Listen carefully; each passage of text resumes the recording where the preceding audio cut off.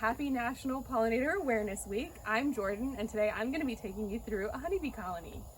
So let's go. Let's start our tour. First off, I have a smoker. This is a great tool in honeybee colonies. It kind of hides the pheromones in the colony, masks them a little bit, makes the bees not know that they're being invaded. And then I have a handy dandy little hive tool here, and this helps me dig through a sticky hive. So let's go check one out.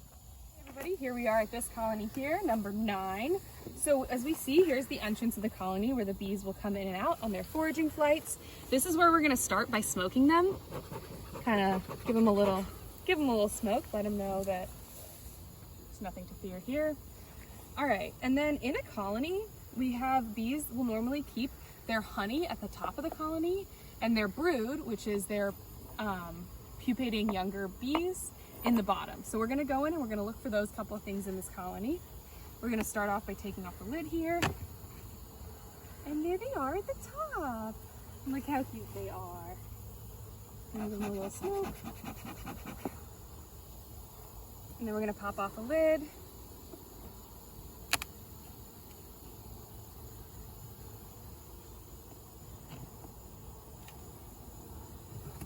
And so here is the top of the honeybee colony. You wanna come closer? So what we see here, this is an 8-frame box. So that means there's 8 of these different frames in the box.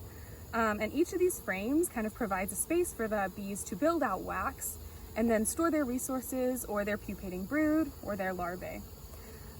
So in this colony, or in any colony, the cool thing about bees is that they have something that's called bee space, which this is the amount of space that they need in a colony, or the preferential amount of space in the colony that will keep them happy and make them not build extra comb. So in this colony, it's 3/8 of an inch in every colony. And so you'll see here that all these little gaps are 3/8 of an inch. And if they're not, like right in here, the bees will actually build out the comb so that the colony is kept at bee space, which is kind of cool. So here we go. We're just going to start in going at the top. I'm a 2nd frame beekeeper, which means I like to go the 2nd frame from the side. And we're just going to go in here, give it a little loosen with this hive tool.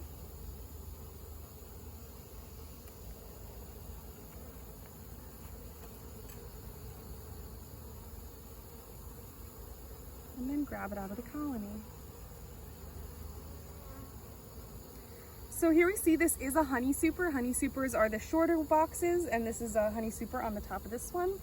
However, we do have them building brood in this super. This probably just means that it's a packed colony and they want more space to have brood. So if you get a close-up look on this frame here, we can see the different things going on this frame. So on the sides, we have this kind of glistening color, and that's going to be the nectar. So the nectar is what the foragers bring in from flowers, obviously. And once they bring it in, the honeybees will start to kind of consume it and regurgitate it to limit the water content in the nectar. And they'll try to decrease the water content to about 18%. And once it gets to 18%, that's when they'll cap it as typical honey. So if we see over here in this corner, this is capped honey. And its distinguishing factor of capped honey is the fact that it's got clear wax caps, and it's kind of got these little bubbles underneath it a little bit. I mean, they look a little bit like bubbles. And so that is the capped honey. And then we have nectar all around it. But then in the middle here, this is the capped brood. So honeybees are a cool insect in that they are holometabolists. So this basically means that honeybees are kind of like butterflies. They have almost a caterpillar stage, a pupal stage, and then an adult stage. And obviously what we see here all across the board are adults. But here in these little cells, these are pupae.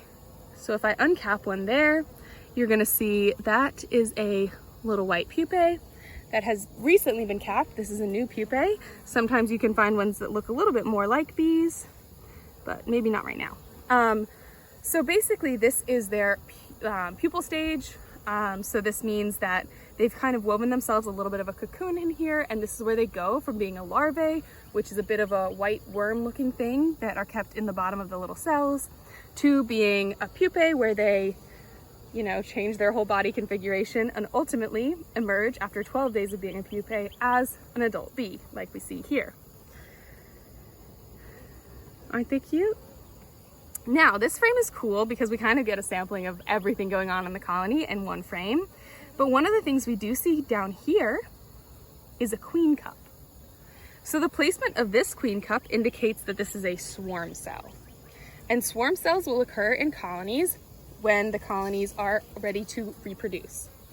So this is a really kind of cool phenomenon. I don't want to get into it too deeply in the middle of a beehive in the field, but basically what happens with swarming is this is how an entire colony reproduces. So in a colony, there's only one queen, and she's the only reproductive member of that specific colony. And honeybees need just one queen. They get angry if there's more than one. So in a honeybee colony, in order for their to double their size and get another colony, what will happen is they will raise new queens. And so how they do that is they take a normal egg that the queen has laid and they put it in one of these cups. And then they feed it a specific little food called royal jelly, and they feed it for a little bit extra longer than a normal larvae. And then that cell will develop into a queen cell. And once it's capped as a queen cell, the old queen within this colony will actually end up leaving the colony. She and about 2/3 of the rest of the colony will take off. And they'll go kind of bivouac in a tree overnight and search for a new place to call a colony, for home. And so this is really cool because that means that this colony that's left behind that has the queen cell will be left for the queen to emerge and to become its own prosperous colony, while the queen herself leaves with the old colony to find a new home. And so you have double the colony with the same genetic lineage, or similar lineage. And so you're kind of increasing the fitness of not only the queen, but all of the rest of the bees in the colony. And it serves as what some people like to call the perfect divorce. So I'm gonna put this frame back in the colony here. I don't think that this colony has a ton of honey in it.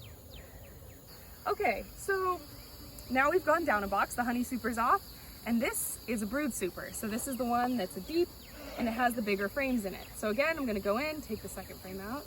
You can tell the bees are getting a little bit more upset here, but that's okay. We're just gonna be nice and gentle with them, and we have our whole suits on, so nothing can go too wrong.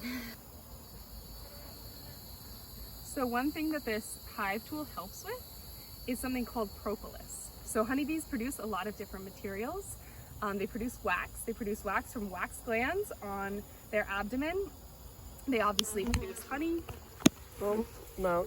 Did you get stung? No, but it flew right into me. It hit my hand. It's probably gonna sting me now. No, it's not. All right, keep going. Okay, so honeybees produce a lot of different things. One of the things they produce is wax. They produce this from their wax glands on their abdomen, and they produce that as an adult around 10 to 14 days of age. They also make honey. They produce different things like royal jelly. But another thing they make, I guess, or produce as a colony is propolis. Now, propolis is made from kind of tree resin, and it's used by the bees to coat the insides of their hive or any parts that they want to keep nice and safe. And it's actually antibacterial or antimicrobial. So it kind of protects the inside of the colony. And so if you see over here on the sides, there's a bunch of propolis built up. This actually isn't wax. It's just kind of a resinous substance. And that's what these hive tools are for, is to kind of help go through that a little bit. So now that I'm in this super, I'm actually noticing that this looks like a relatively new box. So we can see this is kind of what a frame would look like when you just put it in. We have this yellow base, what's it called? Base layer here. This is the foundation for the bees to build their wax on. And then the bees will build the wax off of it. It kind of provides them a little guide of where to build the wax so that we can be the happiest as beekeepers. But then in this one, we see the lighter wax actually indicates that it's newer because they haven't had brood pupate in it yet. Brood pupating is what makes the wax dark. And then also we have a bunch of nectar around in here, and it's like the shiny, you can see maybe, and that is nectar. So we're just gonna go through one more frame, kind of just to see what's happening in this colony. It's getting late and they're not super happy with us, but this is a relatively gentle colony, so everything's all good out here. Okay, this frame is really cool too. This one's a bit alarming, a little bit, Because if we see here, this bumpy brood, this doesn't look like the capped brood I showed you on the other frame. And that's because this is actually drone brood. So drones are the male bees present in a honeybee colony. Drones are produced in the summer months because they are the other way that a colony can mate, right? If a colony produces male bees, the male bees can mate with queen bees from other colonies, and this can carry the genetic lineage of these bees in this colony onto another one down the line. So that's pretty cool, and we can tell that these are drone, capped drone pupae because they're bumped up, and the drones are larger than worker bees. They also pupate for longer, so that's kind of cool. So yeah, we can tell actually the only pupae on this frame are drone pupae, which might mean that this is a colony that, it's fine, which is pretty cool. And if we find a drone, I'll show it to you because drones actually can't sting, which is kind of fun because the stinger is a, yeah, they can't sting. It's a modified ovipositor, so it's only seen in females, so males can't sting. So yeah, this frame is pretty cool. We also have a lot of nectar in here. It seems like these bees might be becoming a little bit honey bound. We might need to add a little bit more space for them to store their nectar because they seem to be storing it in frames that used to be brood frames. And then, I don't know if you can see it right now because it's getting kind of dark out, but if you want to come closer, we have in some of these holes, you could zoom in nice and close here, we have some yellow we can see throughout these holes, and the yellow is actually stored pollen. And so pollen's really important because pollen is necessary in the rearing of young honeybees. They get fed bee bread, which is a mixture of kind of pollen and honey / pollen and nectar and like some bacteria from bee spit. But this is really cool because they do need pollen in the colony to rear a healthy colony and rear as much brood as possible. So yeah, that's a pretty cool frame. We're seeing a lot here. I'm doubtful that we'll be able to find a queen in this colony just because it's so large. So we might need to call it a day on that. I'm just gonna look at one more frame. All right, y'all, I found something really, really cool. If we see, can you, we're gonna look right here on the frame. Do we see that? That's a drone bee emerging from pupation. So you can see they've kind of uncapped its cell. It's coming out and oh my goodness. So this is kind of what all the bees look like when they emerge, but this one specifically happens to be a drone. Isn't that so cool? And you can tell he actually has bigger eyes than his female counterparts. This is to help spot the queen. Most of the things that he has that's different than a regular honeybee are actually just modified to find the queen while mating. So on this frame, we also have some regular capped brood looking good, and yeah, some more nectar and honey. And there's actually some larvae on this frame. I think it's too dark to see it right now, but it's looking pretty. It's looking like a healthy colony. Might need a little bit more space, but other than that, it's looking pretty good. All right, y'all, so here we have the little just emerged drone bee. He's young, you can tell by his little fuzz. He's looking really fluffy. Some other modifications he has really big hind legs for grasping onto the queen. But yeah, no stinger. You can just kind of manhandle them. They're little fuzzy manatees. They're so cute. But they provide really not a lot to the colony. The only thing that they do is mate with the queen, and only about 10% of drones actually end up accomplishing that end goal of mating with the queen.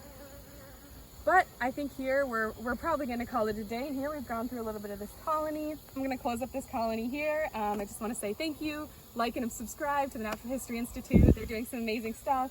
And yeah, thanks for watching. I hope you enjoyed it. Go out, plant some flowers, and support native pollinators as well, because all pollinators are important. And yeah, we love pollinators here. So thanks for supporting. All right, bye-bye.